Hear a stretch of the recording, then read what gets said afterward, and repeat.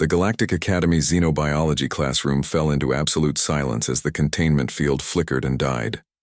Professor Zekthara's four eyes widened in horror as the massive Vorthak predator, previously sedated for educational purposes, began to stir within its now powerless cage. The creature was a nightmare made flesh, 3 meters of rippling muscle, razor-sharp claws, and teeth designed to tear through starship hulls. Its mottled gray hide bore the scars of countless hunts across the Andromeda spiral, and its 6 burning orange eyes held the intelligence of an apex predator that had never known fear. 23 students from across the galaxy pressed themselves against the far wall of the lecture hall. The Altarian twins wrapped their tentacles around each other, their blue skin turning pale.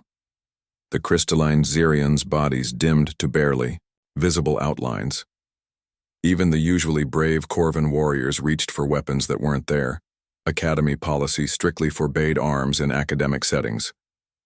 The Vorthak rose to its full height, stretching muscles that had been dormant for hours. It turned its massive head, surveying the classroom with predatory calculation.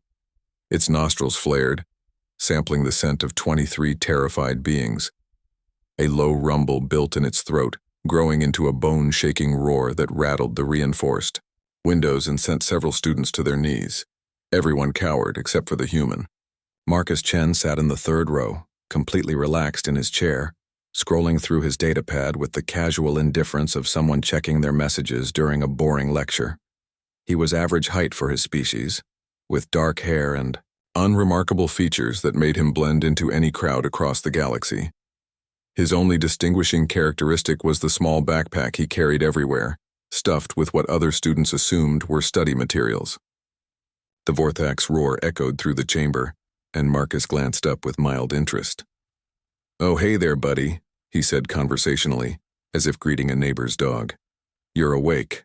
Professor Zekthara, who had been frantically trying to reactivate the containment field, froze in disbelief. The predator's 6 eyes locked onto the human, and it took a thunderous step forward, claws scraping against the metal floor with the sound of grinding steel. Marcus reached into his backpack and pulled out a small plastic container.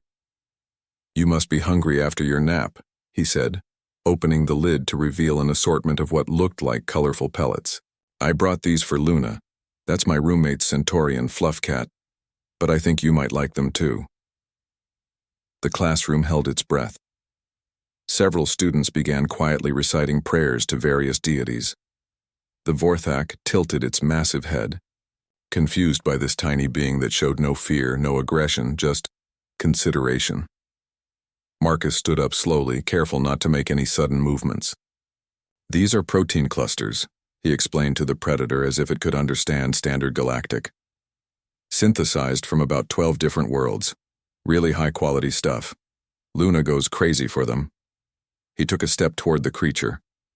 Professor Zekthara made a strangled sound and reached toward an emergency communicator, but stopped when the Vorthak's attention remained fixed on the approaching human. "I know you're probably confused," Marcus continued, his voice gentle and calm. "New place, lots of strange smells, bright lights. That's got to be stressful." He held out his hand, palm open, with several of the protein pellets visible. "Want to try one?"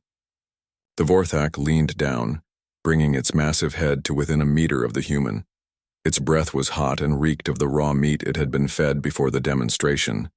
This close, everyone could see the intelligence in its eyes. Not just animal cunning, but genuine sapience. This wasn't a mindless beast, it was a thinking, reasoning being that had chosen to be a predator. Marcus didn't flinch.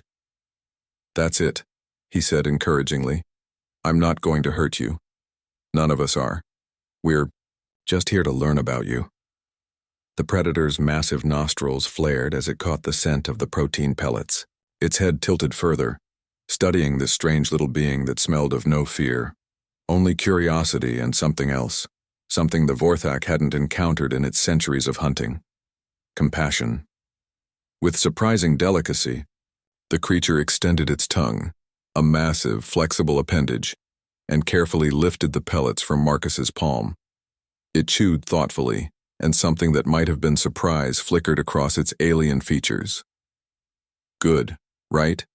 Marcus smiled. I get them from this place on Terra Station. They ship all across the galaxy. He pulled out more pellets, placing them on the floor in front of the creature. You know, you remind me of my neighbor's dog back on Earth. Big German shepherd named Thor. Scared everyone on the block until they got to know him. The Vorthak settled onto its haunches, no longer in an aggressive stance. It continued eating the pellets while studying the human with what could only be described as fascination.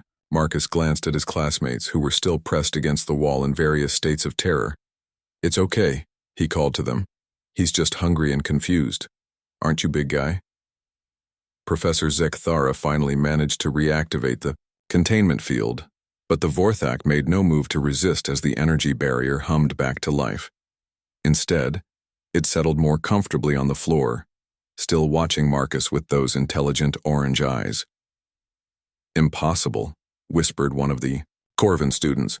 "Vorthaks are incapable of domestication. They're pure predators." Marcus shrugged, settling back into his chair.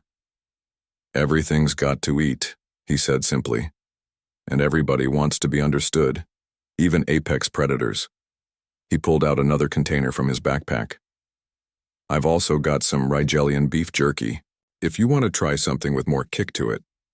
The Vorthak made a sound that, while still rumbling and alien, somehow conveyed interest. As the emergency response team burst through the classroom doors, they found a scene that would be talked about in academy halls for generations. 22 terrified students, one bewildered professor, and a human casually sharing snacks with one of the galaxy's most feared predators through a containment field. Later, when asked to explain his actions, Marcus simply said, "My mom always told me that sharing food is how you make friends. Figured it was worth a try." The Vorthak, now designated as Subject 7742B, became the first of its species to participate voluntarily in academic research.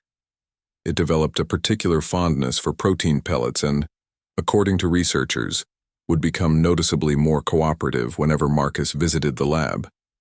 Humans, the incident report concluded, remained the galaxy's most inexplicable species.